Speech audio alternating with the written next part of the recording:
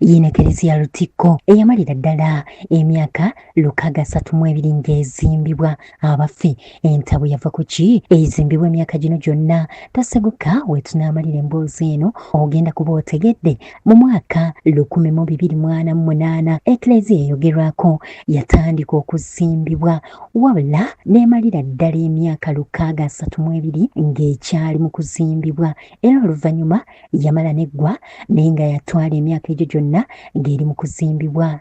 Eklezia Lutikko eyogerwako esangibwa mu ggwanga erya Bugirimaani oba Germany. Yatandika okuzimbibwa mu mwaka 1248 bw'etyo neggwa mu mwaka 1808 we yaggwera. Mu mwaka 1808 yakwatako ku kifo eky'ekizimbe ekyali kisinga obuwanvu mu nsi yonna mu budde obwo okumalira ddala emyaka wagindaba enamirambirira, olwo nno ng'ekyaleebya ebizimbe byonna ebisinga obuwanvu mu nsi yonna, wabula oluvannyuma Washington Monument bwe yaggwa, Eklezia eno n'egijjawo mu kifo eky'okubeera nga yesinga obuwanvu mu nsi yonna, wabula mu kaseera kano Eklezia eno ekwata kifo kya kusatu mu Eklezia ezisinga obuwanvu mu nsi yonna. Eklezia eyogerwako eriko obuwanvu bwa mitaazi 157 era nga y'emu ku byobulambuzi ebisinga okusikiriza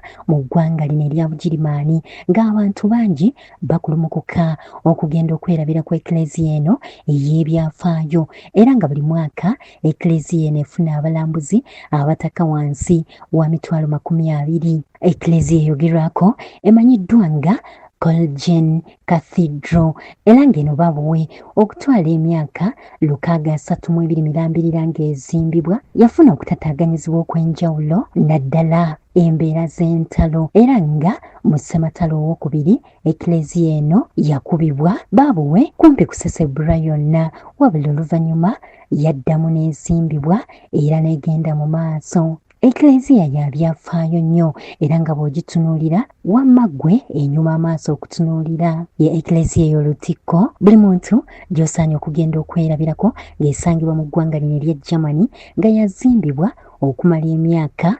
632 nga tennaggwa. Kugambye yatandika okuzimbibwa mu mwaka 1248 bw'etyo neggwa mu mwaka 1808, wabula ng'okulwawo okuzimbibwa bw'etyo babuwe yatataaganyizibwa nnyo naddala olw'embeera z'entalo